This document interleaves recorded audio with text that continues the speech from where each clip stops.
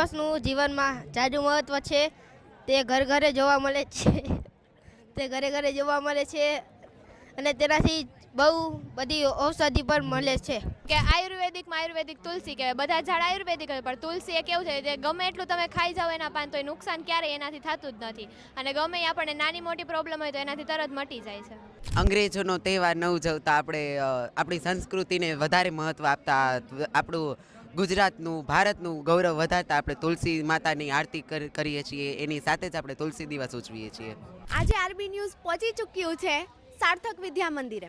આજે છે 25/12/2025 એટલે કે તુલસી દિવસ. હું છું તમારી સાથે એન્કર મિત્તલ ભાનુશાલી. ચાલો જોઈએ આજે તુલસી દિવસ અહીંયા ઉજવવામાં આવેલો છે, તેના વિશે શું કહેશો? કે આપણે પોતાના ઘરને સુશોભિત કરીએ છીએ, એમ આપણે રહી છીએ ભારતમાં, તો આપણી પેઢીને અત્યારને શીખવાડવાની જરૂર છે કે ભાઈ એનું પૂજન કરવું, અર્ચન કરવું, એ વસ્તુ. એવું શું કામ કહેવામાં આવે છે ઘરમાં તુલસી ક્યારો તો હોવો જ જોઈએ?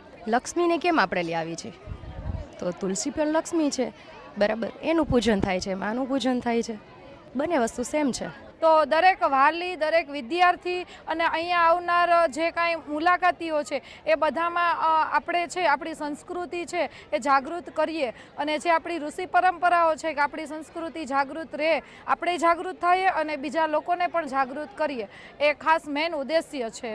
આમ તો એમ કહેવાય છે કે ભગવાનને જ્યારે ભોગ લગાવો છો ત્યારે એની અંદર પણ તુલસી પત્ર અર્પણ કરવામાં આવે છે, જેથી કરી અને ભગવાનને એ પ્રસાદી પહોંચે છે અને એને આપણે પ્રસાદ સ્વરૂપે ગ્રહણ કરી શકીએ છીએ. ત્યારે માત્ર ને માત્ર ધાર્મિક દ્રષ્ટિએ નહીં, પરંતુ મનોવૈજ્ઞાનિક દ્રષ્ટિએ, વૈજ્ઞાનિક દ્રષ્ટિએ તુલસીના ઘણા બધા ફાયદા છે. તો એ પણ આપણે સમજીએ. આ હેતુથી સાર્થક વિદ્યા મંદિર દર વર્ષે તુલસી પૂજન દિવસની ઉજવણી કરે છે. 10મો તુલસી દિવસ અમે ઉજવી રહ્યા છીએ. તો આ 10 વર્ષના તુલસી દિવસના કાર્યક્રમો વર્ષો વર્ષ યોજાયા અને એમાં દિન પ્રતિદિન વધુમાં વધુ પબ્લિકનો સહકાર અને સપોર્ટ મળ્યો છે. આજના દિવસે સ્કૂલ દ્વારા સ્ટેજ કાર્યક્રમો, જેમાં વિદ્યાર્થીઓ, વાલીઓ અલગ અલગ કૃતિઓ રજૂ કરે છે. શિક્ષકો દ્વારા પણ આ વખતે કૃતિ રજૂ કરવામાં આવી છે.